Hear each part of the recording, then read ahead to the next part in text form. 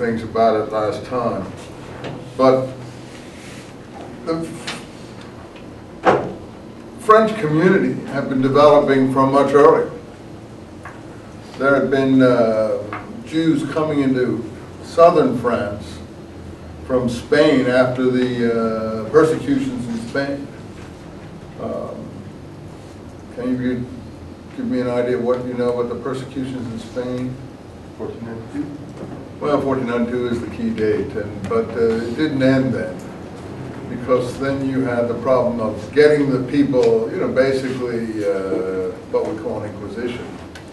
And actually that's when it was established, getting the people who were faking, who had converted just to stay in Spain and were still practicing their native customs, primarily Jews, perhaps some Muslims. I'm not sure it was really directed too much against Muslims, because I think most Muslims just gave up the ship, and they understood that when the state commanded you to do something on pain of death or exile, you did it.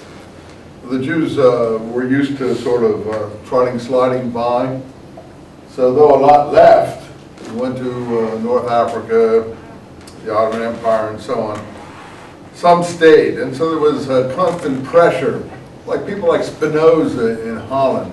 He's functioning in Holland in the early 1600s. So his people would have come into Holland in some time he wasn't more than, I think, a generation or two in Holland from Spain. So he would be coming into Spain somewhere in the 1500 period, and coming into Holland, coming from Spain. I told you before, why was Holland in any way involved with Spain? Do you have any sense of the history of this period? A trading company?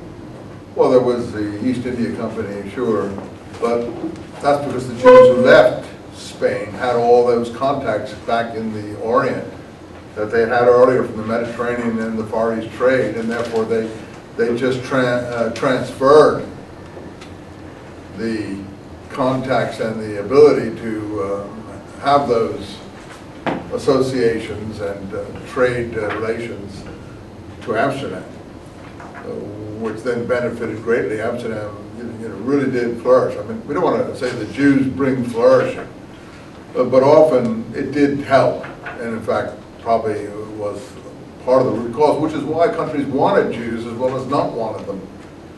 They wanted them for the economic benefit, but they didn't want them for the actual having to be there.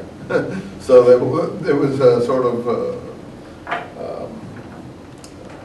schizophrenic approach to, but the Dutch were, I think, fairly generous, and there had already been a Reformation in Holland to some extent, though Holland is somewhat fairly well split between Reformation people and people who didn't reform, high church Catholicism and so on. And Belgium is another situation. There's a lot of trouble in southern Holland and Belgium, even to this day. There's a group called the Walloons, and then there are the people who speak the Dutch language. I forget what they're called, but there's another group that are against the Walloons, and they're the Dutch-speaking people. The Walloons are the French-speaking people. Basically, the French-speaking people came to the fore in Belgium, and Catholicism still reigns strong in Belgium. There is no Reformed Dutch church in Belgium. These things really come right down the national boundaries. Well, anyway, Spain somehow was the protector of these places. And the Emperor of Spain, through some sort of inheritance structure, thought that he had inherited the lands of the Low Countries, Belgium, Holland, and so on. And so he had brought his armies in. How many have seen any of Velázquez paintings?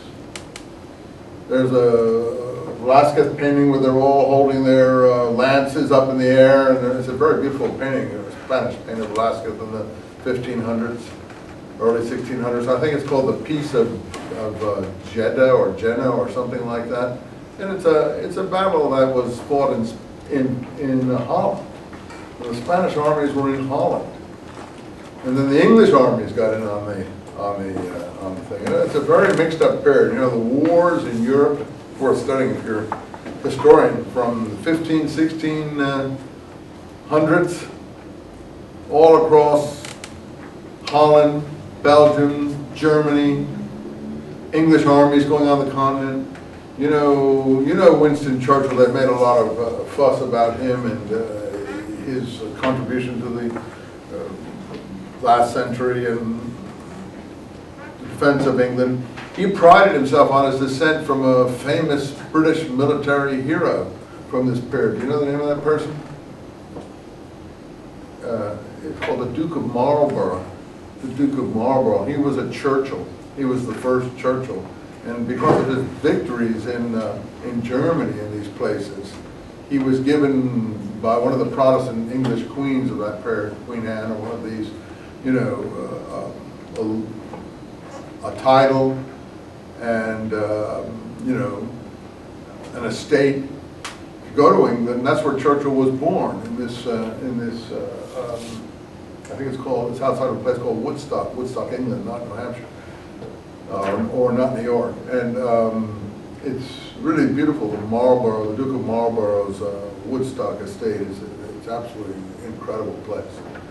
And that's where Churchill was born. So he felt he had this ancestry, but it was all from these wars that this Duke of Marlborough made his name. And Churchill wrote a biography of this Duke of Marlborough. He was a famous English military hero who fought on the continent and won innumerable battles. It was Protestant Catholic battles. Part of the battleground was Holland. So a lot of these people went to Holland, and they had a name actually. The ones who had stayed in Spain and then had to leave because of the persecutions and things and the Inquisitions, they were called Moranos. You've heard that word. The Spanish say it means pig. Whether that's how it developed because they supposedly wouldn't eat pork, or whether there was a play on their calling them pigs, it's a very odd title or nomenclature to give them. So the Moranos spread out into these areas. Spinoza then is from a Morano family that went to Holland, and because that part of Holland was Protestant, he was well received. I told you when Cromwell fought the revolution against the British monarch,